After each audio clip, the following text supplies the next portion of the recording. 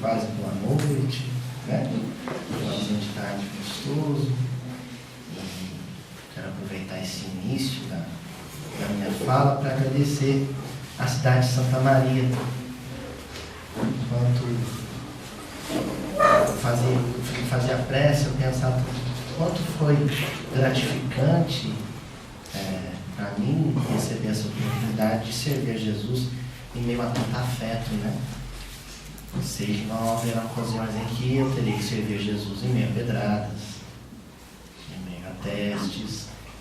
Então, servir Jesus com tanto afeto é mamão com açúcar, né?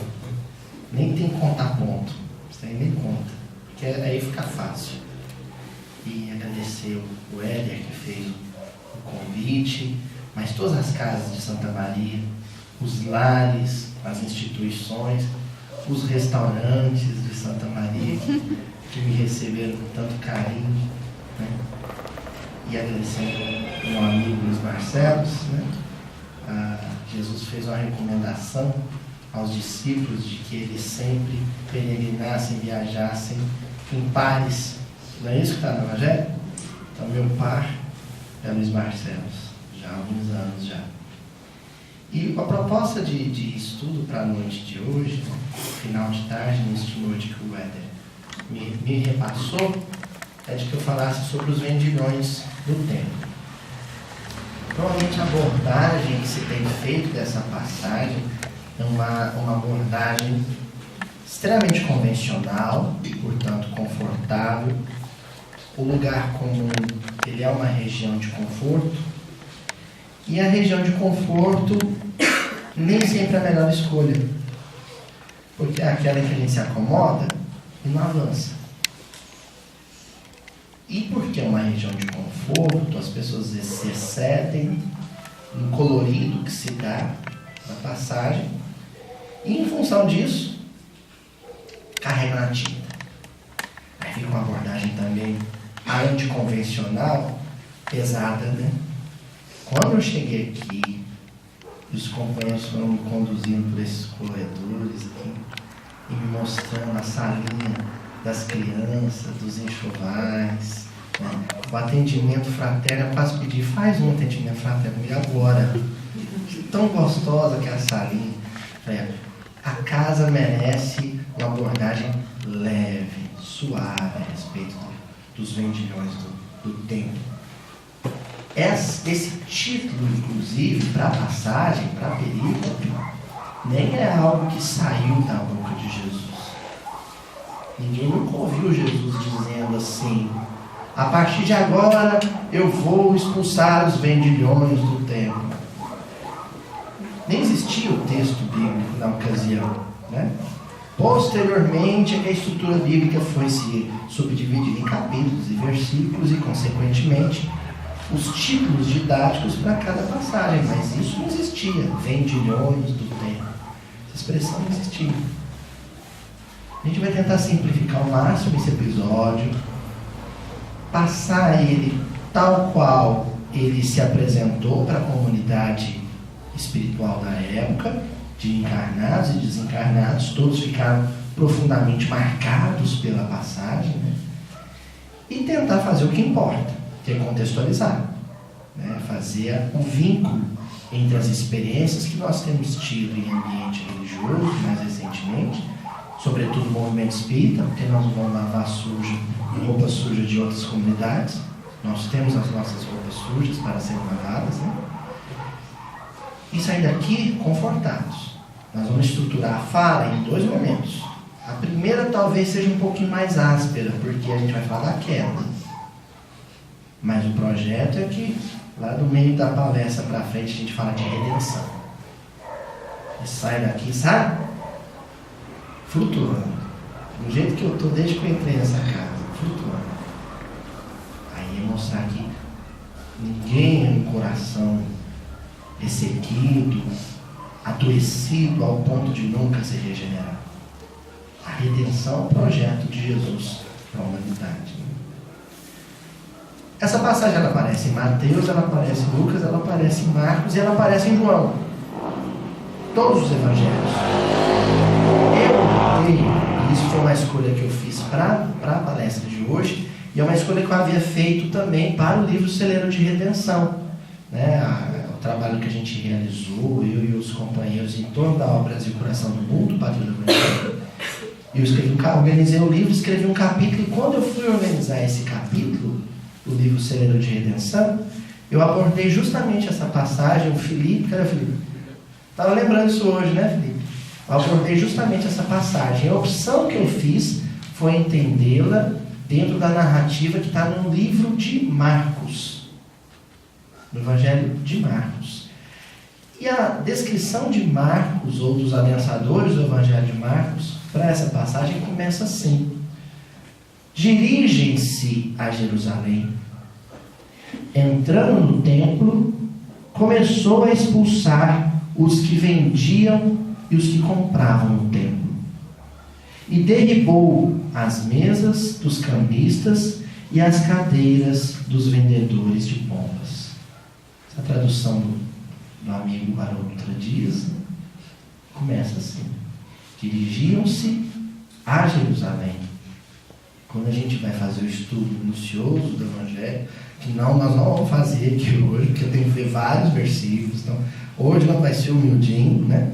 Mas a gente tem o cuidado de mapear ou de detectar alguns pontos da escritura ou do texto em análise que mereçam assim, um olhar mais detido. A gente tem até a tendência a se fixar no Jerusalém, no primeiro momento. Mas em casa, olhando assim, falei, poxa vida, olha só. Esse primeiro versículo da passagem, que é o versículo 15, né, a passagem que está no capítulo 11 de Marcos, ele fala de duas posturas e duas ações.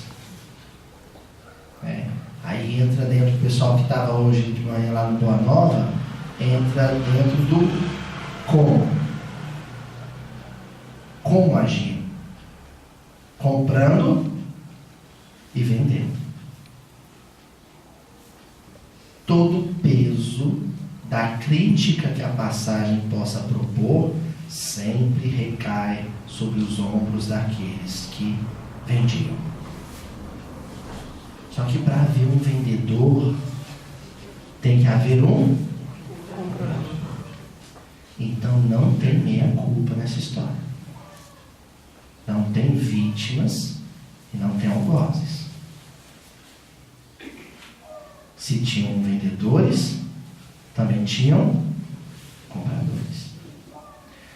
Como a proposta é a gente analisar a questão de uma maneira leve, nós vamos suavizar o entendimento sobre esse comprar e vender dentro de ambiente religioso, dizendo a princípio que isso era um hábito, era um costume, era uma tradição.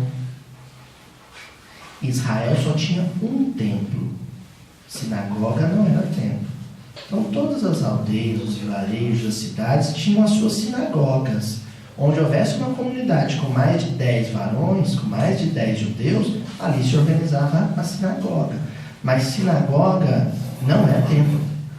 Sinagoga é espaço de convivência, é espaço de estudo, né? Algo bem parecido com o que é a nossa casa espírita, né? Então eles chamavam de Beit Midrash, ou casa de estudo, né? Beit Tefilá, que é a casa de oração, e Beit HaKnesset, que é a casa de convivência. O que acontece no centro espírita? Para a tradição judaica, templo só tinha um, que ficava em Jerusalém. Existiam 3 peregrinações anuais para o templo de Jerusalém. A primeira delas, no início do ano, né, que é quando, justamente numa ocasião dessa, Jesus é crucificado, era a Páscoa judaica, onde eles celebravam a libertação do Egito. Depois vinha a Shavuot, que era a festa que hoje a Igreja Católica chama de Pentecostes, né? Onde eles celebravam a chegada da Torá, das tábuas, ao povo de Israel pelas mãos de Moisés no Sinai. E por último, a festa das tendas, ou Sukkot, que eles celebravam a fuga do Egito e o período que permaneceram no deserto. E essa celebração não é que nem o nosso Natal, não. Na tradição deles, quando eles se reuniam para uma festividade dessa, não era pretexto para tomar cerveja e comer churrasco. Eles levavam a sério. Eles realmente usavam o momento para lembrar da experiência coletiva que os antepassados tiveram e relembrar a mensagem espiritual que essa experiência apresentava. Todas essas 3 festas tinham como ambiente, como palco da experiência, justamente o Templo de Jerusalém. Era lá que se dava. E dentre as práticas litúrgicas, dentre os ritos que simbolizavam essas experiências, né, da fuga do Egito, da revelação por Moisés, né, na primeira revelação do Sinai, a peregrinação pelo deserto durante 40 anos, todos esses episódios, as lições contidas se apresentavam na forma de ritos. O rito, gente, que a gente olha de uma forma tão negativa também no movimento espírita, né? E o nosso telhado de vida. O doutrina espírita é muito jovem. Nós, em termos de experiência pretérita, nós ainda somos mais católicos, mais judeus, mais muçulmanos, mais budistas do que espíritas. Porque experimentamos mais a frequência e as tradições dessas religiões anciãs, antigas, do que as experiências do movimento espírita. Muitos de nós aqui talvez seja a primeira encarnação que a gente conhece a doutrina espírita. Nosso passado está lá. E lá em Minas Gerais, não sei, aqui no Rio Grande do Sul. Lá em Minas Gerais, a minha avó, aprendi com ela que a gente não cospe no prato que comeu. Onde eu recebi as primeiras lições de espiritualidade profunda, eu tenho que olhar com veneração, com respeito e gratidão. A ponto de que Chico Xavier se referia à Igreja Católica como nossa mãe, Igreja Católica. E aí então eles se reuniam no templo e tinham todos esses rituais. Alguns desses rituais, era o holocausto, o sacrifício, por exemplo, do cordeiro. Depois o cordeiro era levado para o altar de consagração, que basicamente era uma grelha sem escândalo. Isso é uma tradição cultural. Era comum na época, como eu disse, era um hábito, era uma tradição. E ali a carne era queimada. Existia toda uma simbologia por detrás, né? Era uma referência à queda de Isaac, ao sacrifício de Isaac, aquele sacrifício extremo de Abraão, levando para o holocausto o próprio filho. Hoje nós comentamos isso atrás, à tarde no Boa Nova. Quando Maria entrega Jesus ao mundo e assiste ele cumprir o seu compromisso, o seu mandato missionário e se entregar ao sacrifício nas mãos da ignomínia humana, ela está assistindo o seu cordeirinho ser sacrificado. Então, um pastor judeu, por exemplo, criava o seu cordeirinho desde filhotinho, ia pegando amor dele. Quando ele estava bem apegado ao cordeirinho, ele entregava para o sacerdote do templo. E ele era esfolado, era imolado. E o coração do pastor sangrava. Existe toda uma simbologia por detrás disso. O maior sacrifício do amor não é agarrar e tomar posse do ser amado. É entregá-lo em favor da humanidade. É entregá-lo para que ele sirva a Deus. Ali está contido esse ritual, essa simbologia. É claro que isso foi se perdendo, foi virando mais rito do que lição, foi virando mais prática exterior e superficial do que entendimento de espiritualidade profunda, mas nós não temos nada a ver com isso. Ou melhor, Já tivemos. Hoje é esquecer isso, essa parte da banalização e procurar nele a simbologia profunda. Procurar nele os ecos do que a gente aprendeu com Allan Kardec.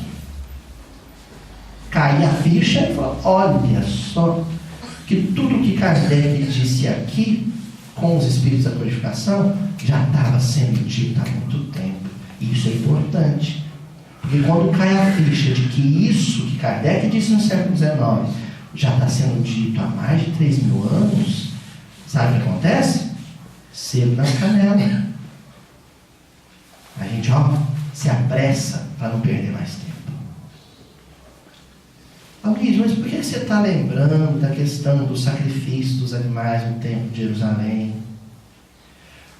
Porque criar uma ovelha, criar uma pombinha, porque aí o pobre não tinha dinheiro para comprar uma ovelha, ele comprava uma pombinha. José e Maria sacrificaram uma rolinha quando Jesus foi ser apresentado ao templo. Aquele que não podia comprar o cordeiro, criava a rolinha, isso tinha um custo. Tinha um custo para o criador, para o pecuarista. E aí ele repassava esse custo e embutia em um custo a mão de obra dele, os honorários dele. Em síntese, existia um comércio em torno desse instrumento pedagógico. Se comercializava a ferramenta de aprendizado. E o sacrifício do cordeiro no templo era uma ferramenta de aprendizado, para se relembrar todos os princípios de espiritualidade daquela tradição. Alguém ganhava com isso. Porque vendia. Mas se tinha quem vendia, só se tinha quem vendia, porque se tinha quem comprava. Então sabe o que começou a acontecer? O primeiro pastor que começou a criar ovelhinha para entregar para o templo, ele falava assim, nossa, vou repassar só o custo disso aqui, tirar o meu trabalho, porque o objetivo aqui não é enriquecer, é ajudar o templo a manter a tradição e as pessoas relembrarem os ensinamentos através dessa tradição. Só que aí um dia teve um sujeitinho que falou, não, mas já que vão comprar de qualquer jeito, eu vou embutir um preço a mais para ter um lucro maior. Um lucro maior, e um lucro maior, e um lucro maior. Aí vocês vão falar assim, mas eles pagaram esse lucro maior?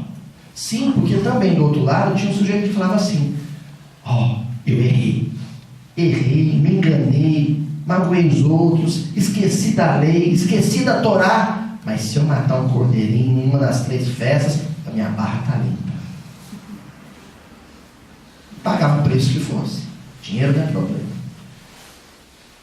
Foi se criando uma cultura viciosa em que o usufruto e o consumo do objeto de aprendizado, do instrumento e da ferramenta de entendimento servia mais para se facilitar o alívio, a anestesia consciencial, do que propriamente para se aprender com um episódio. Do outro lado, tinha quem lucrasse com isso. Tem quem compra. Eu vou lucrar. Se criou então toda uma estrutura viciada, tendenciosa. Quando Jesus reencarna no século I, quando ele vem ter a sua experiência material entre nós, aquela estrutura estava toda contaminada pela usura.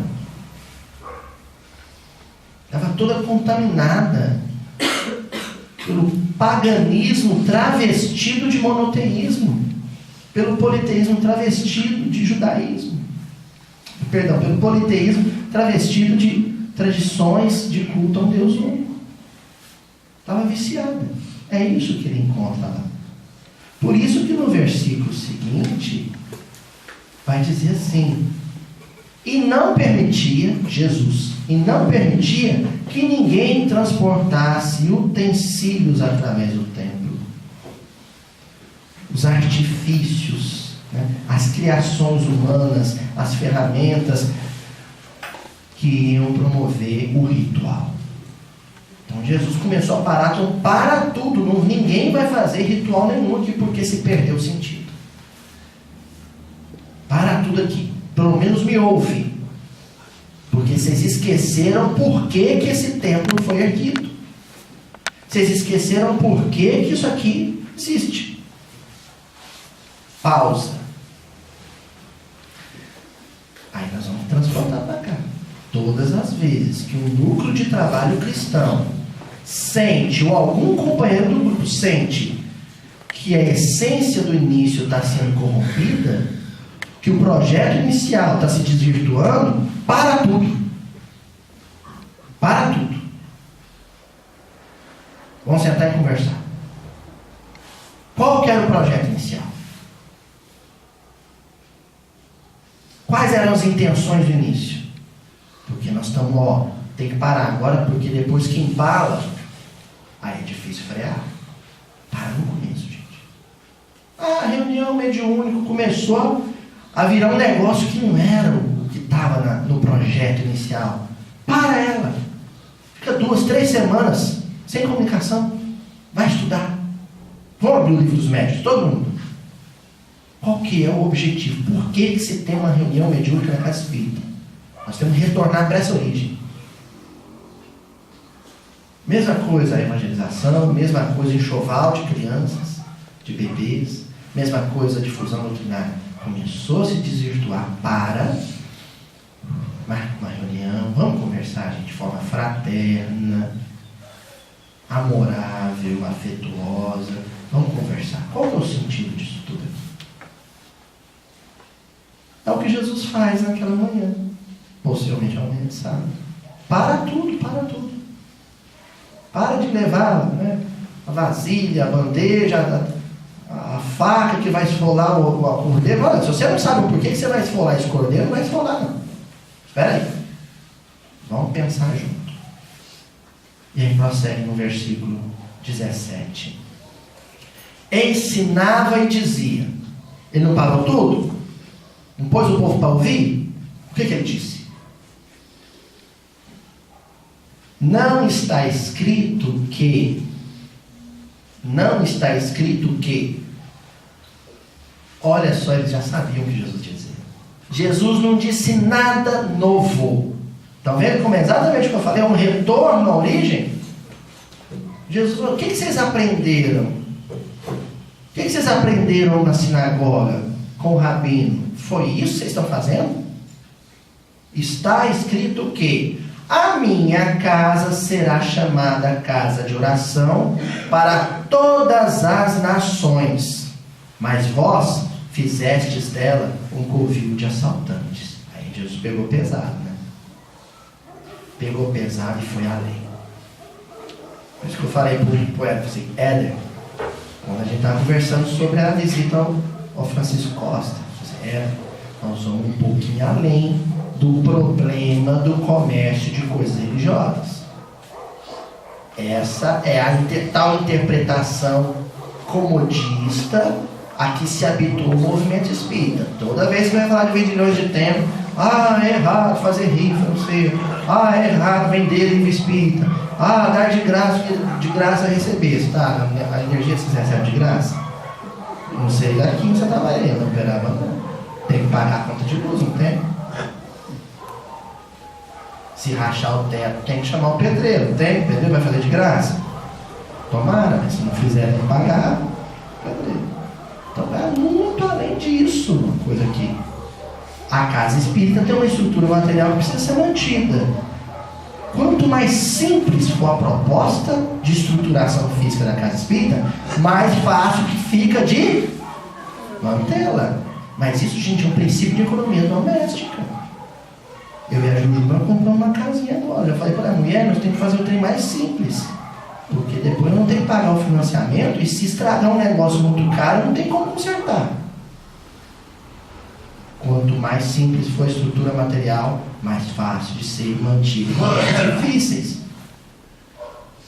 Isso é um princípio básico. Se você vai criando uma sofisticação, um conforto excessivo para a estruturação da instituição espírita, depois você tem que repassar esse custo todo para Para o frequentador, na forma de bazar, na forma de sopa, de pizza fraterna, de caldo, não sei como é que vocês fazem aqui, né? Aqui deve ser... Feirinha, mão na massa. Feirinha, mão na massa, e vai fazendo, né? Você tem que repassar esse custo todo. Aí você começa a onerar tanto o frequentador da casa, que aquele que não tem condição de acompanhar o ritmo das demandas que a casa oferece, ele fica constrangido de frequentar a casa. E aí? Mas nós não vamos privar ninguém de entrar lá. A pessoa se priva. Não vou lá não. Toda vez que tem um bilhetinho para vender, eu não tenho como comprar. Eu fico com vergonha. Não é? Eu dava aula numa sala, que eu tinha preguiça de dar aula na sala. Toda vez que eu chegava lá, vi um aluno: professor, o senhor compra rifa para a nossa formatura? Eu vou pagar para dar aula para esse menino. Tá vendo? Qual que é a fórmula para então não criar essa estrutura pesada para o frequentador da casa espírita? Simplicidade. Menos é mais. Se der para ter luz no palco, tem. Se não der, vai sem luz no palco. Se der para ter o bebedouro elétrico, tem. Se não der, galão. Não tem como manter o galão? Talhazinha de barro, quem, né? Ferve a água, quem mata as lombrigas. E vai mantendo o que pode. Mas o problema é mais complexo que isso.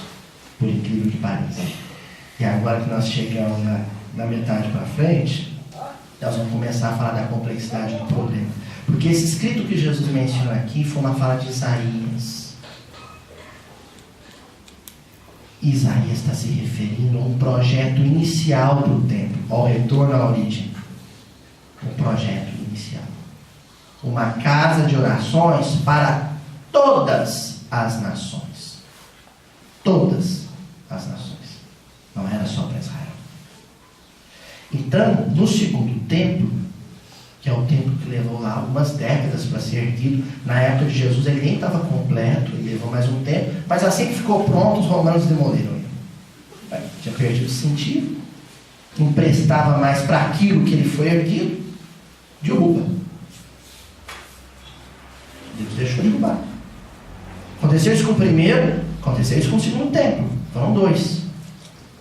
E na estrutura do segundo templo, toda a estrutura dele era quadrangular, né? Então eram quadriláteros dentro de quadriláteros, pátios quadrados, um dentro do outro, para simbolizar a penetração no mundo íntimo, porque a própria estrutura do templo vista de cima era a silhueta de um ser humano. Olha que curioso. O Santo dos Santos, que é onde estava a arca da aliança, se acredita que estava a arca da aliança, representava a cabeça humana. Então você ia entrando no templo, você ia passando de um pátio para o outro. Aí tinha um pátio, o primeiro pátio, o mais externo, era o pátio, o átrio dos gentios. Já ouviram falar? Átrio dos gentios, pátio dos gentios. Naquele primeiro pátio podia entrar qualquer pessoa de qualquer parte do mundo, falando qualquer língua, piochado ou não. Com chimarrão na mão ou não. Podia entrar. À vontade. Aí do pátio, determinado pátio em diante, só se fosse judeu. Aí o átrio das mulheres. Mulher podia ir até ali. Depois vinha o átrio dos varões, dos homens. Dali em diante, daquela portinha em diante, não entrava mulher, só o homem. Depois só sacerdote. E no Santo dos Santos, só o sumo sacerdote. Entenderam? O primeiro átrio era o dos goim. Goim é o plural de goi. Goi é gentil, estrangeiro, não judeu. E como o mundo era muito cosmopolita nessa época, Jerusalém se tornou uma cidade cosmopolita, porque o Império Romano dominou o Mediterrâneo todo e promoveu esse vai e vem de culturas e personagens egípcios em terras gregas, gregos em terras palestinas, né? Persas em terras romanas, o ir e vir de culturas, idiomas e tradições. Jerusalém era um ponto de encontro. E dentro de Jerusalém, o grande ponto de encontro era o templo. Era o shopping da cidade. Sabe que não tem isso aqui em Santa Maria? Você quer não encontrar com uma pessoa, não vá no shopping no domingo à tarde, porque lá você encontra a cidade inteira. A estrutura clerical do templo, os sacerdotes do templo começaram a se ressentir, a se amargurar. Aqui nós estamos falando de amargor, pessoas amargas, a se incomodar, a se perturbar com a presença de estrangeiros no átrio dos gentios. Porém, estava escrito que era uma casa de oração para todas as nações. Como é que eu afasto o gentil, afasto o estrangeiro, sem dizer isso explicitamente? Olha que ponto chega. Como é que eu afasto o outro, mas continuando a parecer bonzinho? Quem faz isso no centro espírita? Tem uns companheiros que no inconsciente o que a gente queria dizer para ele no movimento espírita era: fulano, eu não te quero frequentando meu centro. Meu centro. Por mim você ia embora. Vai embora daqui. Mas eu não vou dizer isso, porque vai pegar mal para mim, eu vou para um umbral, tomar sopa de lama com enxofre. Não quero. Aí sabe o que eu faço? Eu começo a cuidar da pureza doutrinária. Não pode comer na reunião mediúnica, comer carne no dia da reunião mediúnica. Não pode ser assim, sentar torto. Não pode, porque perturba o fluxo dos espíritos. Começo a inventar empecilhos, situações difíceis, que vai criando para o sujeito um ambiente desconfortável, hostil. Até o ponto que ele faz o quê? Vai embora. Na hora que ele vai embora, eu pego e falo assim: fulano não teve firmeza na tarefa. Ele cedeu ao assédio das trevas. Vamos orar para o nosso irmãozinho. Consegui. Sabe qual foi o plano infeliz do alto clero do sacerdócio de Jerusalém? Chamaram os ambiciosos cambistas e vendedores de ovelhas e pombinhos. Tinham cambistas também, porque moeda de todo lugar tinha que trocar pela moeda local, padronizando com a moeda romana. Então eles chamaram esse pessoal e falaram assim: vocês tinham as barraquinhas de vocês na escadaria do templo e no pé da escadaria. A partir de hoje vocês podem montar as tendinhas, as barraquinhas de vocês, tudo no átrio dos gentios. Aí vocês imaginam, não tinha como andar. A muvuca, sabe? A bagunça, a balbúrdia que virou o átrio dos gentios. Um ambiente desconfortável. Um ambiente hostil, bagunçado, desorganizado. Os estrangeiros não se sentiam bem-vindos, porque era cambista gritando: ovelha por R$2, ovelha por R$2. Olha aqui, banquinha, compre de arco, só mesmo usar, leve para casa. Não é mais templo. E aí Jesus começou a vir entristecido. Companheiros egípcios, companheiros gregos, companheiros persas, babilônios, fenícios, romanos, não ter lugar dentro da casa de Deus. Ele, Jesus, não foi lá, portanto, para expulsar vendilhões do templo. Ele foi lá para dizer aos sacerdotes: a casa de Deus é a casa de todos. Jesus foi lá para dar um duro e certeiro golpe no bairrismo. Porque todas as nossas posições no mundo são transitórias. Hoje eu digo tchê. Na próxima encarnação eu falo uai. Até que eu reencarne falando uai, tchê. Jesus quer a fusão. Jesus quer Nordeste, Sul, Sudeste e Centro-Oeste misturado. Jesus quer Jerusalém e Nova York misturado. Jesus quer catolicismo e espiritismo misturado. Ai, esse federativo vai ficar bravo que eu falei. Ah não fui eu que falei, foi Allan Kardec. Allan Kardec. No futuro haverão muçulmanos espíritas, judeus espíritas, católicos espíritas, espíritas, porque o espiritismo não é a religião do futuro, o espiritismo é o futuro das religiões. Foi Allan Kardec quem disse isso. E nós praticamos um diálogo interreligioso no movimento espírita ainda, e se eu for caridoso eu vou dizer que é ingênuo, mas se eu for um pouquinho mais zangado eu vou dizer que é malicioso, maldoso. Porque quando um companheiro espírita é chamado para o culto ecumênico na Universidade Federal, ele não vai lá para aprender com católico, ele vai lá para tentar convencer os outros a serem espíritas. E isso é retenda e barraca do arco dos gentios. Isso é dificultar o acesso das pessoas à casa espírita. Porque as pessoas que não querem ser espíritas ficam com medo de frequentar a casa espírita. Os espíritos que adentram essa casa não são todos espíritas. A espiritualidade socorrista que colocou o espírito sentado aqui na frente não perguntou para o espírito se ele era espírita para receber e acolher ele aqui. Mas a gente toma cuidado. A gente é criterioso, os encarnados, para saber se o sujeito que sentou no centro ou que ocupou uma tribuna, se ele é espírita de berço. Gente, não me agrada essa história de espírita de berço. Porque o berço é uma ilusão.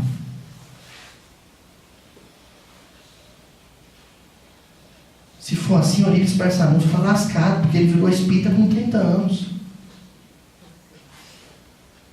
E eu sou um missionário, né? Assim, berço espírita.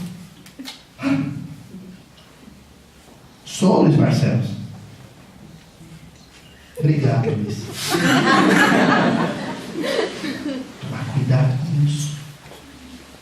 Tal qual o Templo de Jerusalém, Francisco Costa foi erguido há 99 anos, quase 99 anos atrás, para ser casa de oração para todas as nações.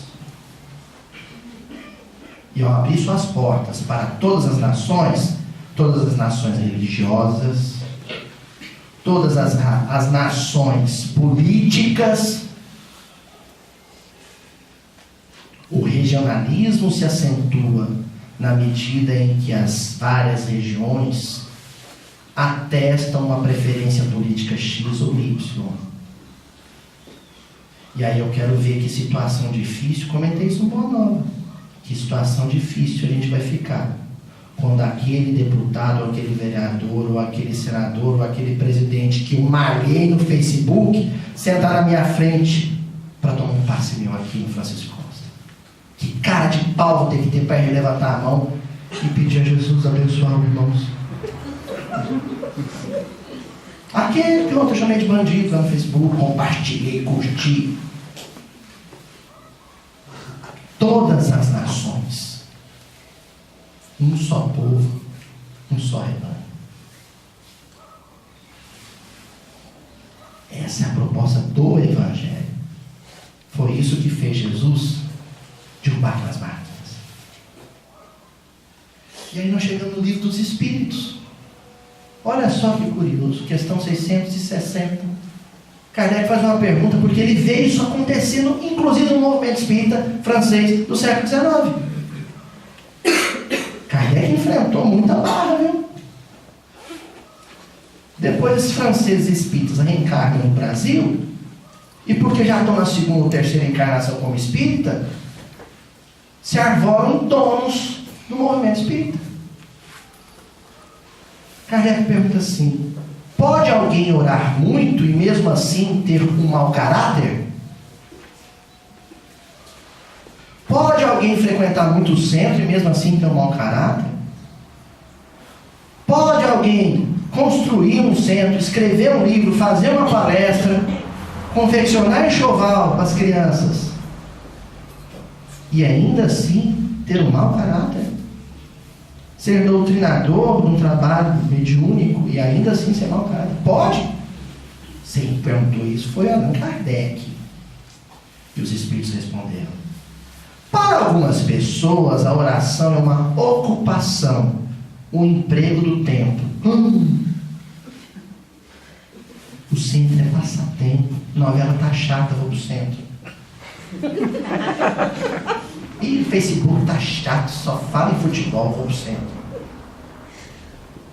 Se não é de forma consciente, de forma inconsciente. Porque se tivesse uma coisinha um pouco mais divertida, em casa não ia na casa. Mas tem que ir.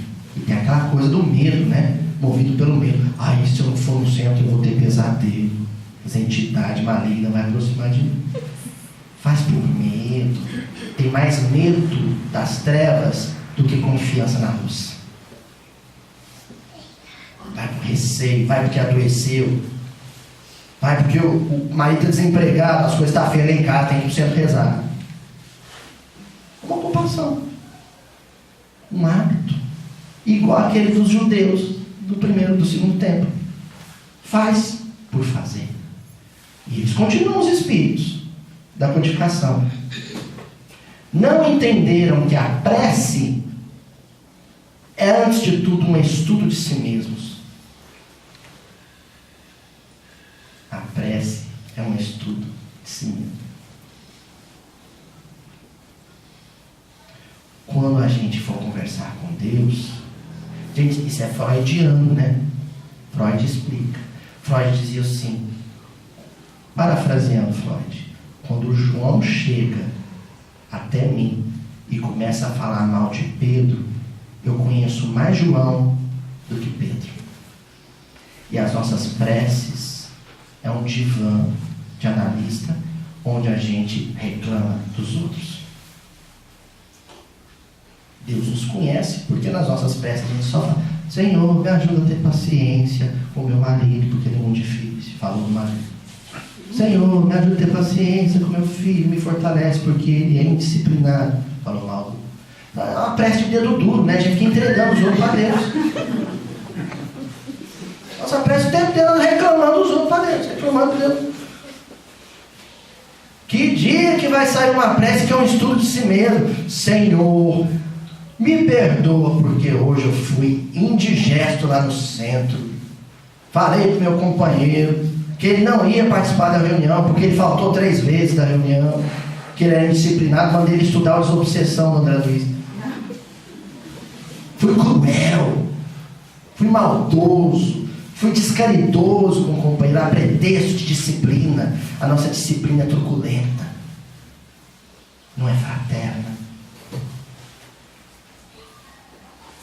Ninguém fala isso em prece, né? Porque se falasse, a resposta divina vinha: meu filho, amanhã, antes de ir pro serviço, acorda mais cedo, vai na casa dele, acorda ele, fala: ó, em lágrima, eu vim aqui para te pedir desculpa e te falar que eu fui cruel com você, me perdoa. Ninguém faz isso. Poucos fazem isso, só discípulos. Nós temos uma grande multidão no movimento espírita hoje, lotando ginásios. Poucos discípulos. Uma vez eu vi uma faixa numa igreja evangélica lá de Uberaba escrito assim, tinha o nome da igreja e vinha embaixo assim: Jesus para as multidões. Assustei com aquilo, falei: puxa, não entenderam, né? Não entenderam. Aí recentemente: pois não, pode falar. Quer falar? Não. Não? Ah, tá bom. Qual é o seu nome? Manuel. Como? Manuel. Manuel, é quase Emanuel, que susto! 4 anos? Que de Francisco Costa? Quanto tempo você tem já? 4. É um espírita que que passou a vida inteira no centro.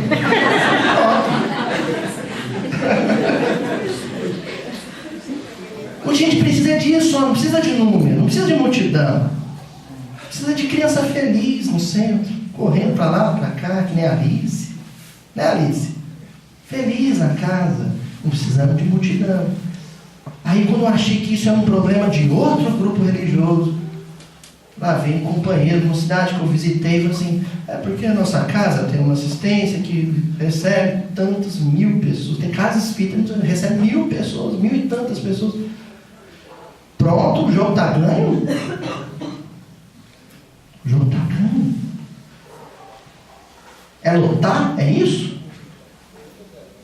Era o projeto de Jesus? Não é. O projeto é integrar, acolher, abraçar qualquer um. E aí tem um problema mais fino nesse processo, mais delicado, que é quando o outro não é de outra nação e é. Ele não é católico, ele é espírita, que nem eu. Ele não é mineiro, ele é gaúcho, que nem eu. Ele não é de outro centro, ele é desse centro, Francisco Costa, que nem eu. Só que ele pensa diferente que eu. Ele entende uma determinada questão diferente de mim. Aí pronto, virou outra nação. Aí é adversário, aí é inimigo. A dificuldade que nós temos no movimento espírita de aceitar a ideia do outro, de ouvir o outro. Porque todo mundo se prepara para ser um grande falador em nome de Jesus. Poucos ouvidores. A gente quer falar bem em nome de Jesus. É glamuroso falar bem em nome de Jesus. Poucos querem ouvir em nome de Jesus. Dá ouvido. Fala. Como é que você pensa? Vamos pintar o centro. Vamos ouvir todo mundo? Que cor que tem que ser? E aí eu queria um danado um verde, mas a turma escolheu o rosa. Acabou. Aí isso vai ser o rosa. E aí tem a turma que apela. Né? O sujeito apela, não, porque os espíritos me disseram que tem. Aí joga para os espíritos. Ganha a briga. Apelou, perdeu. Né? Sabe o sujeito da rua que cansa de perder, pega a bola, põe debaixo do braço, vou para cá. Na hora que eu vejo que eu vou perder, foram os espíritos que falaram.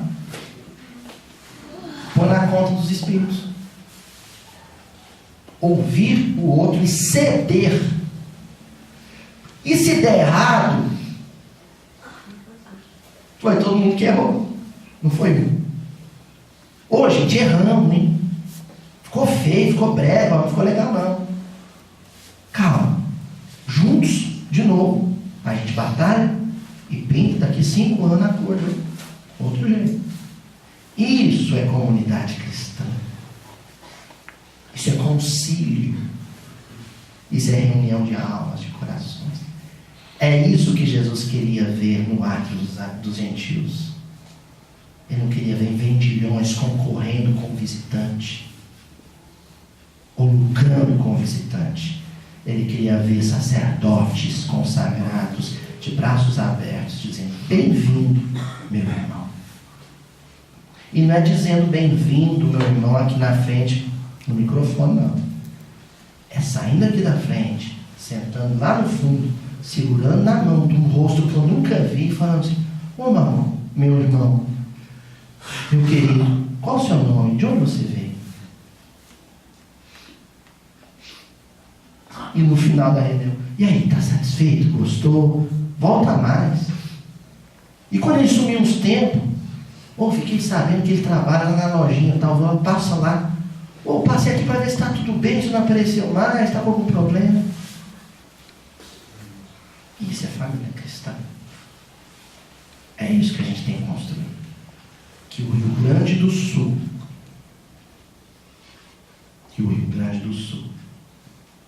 ame e abrace a família de qualquer lugar.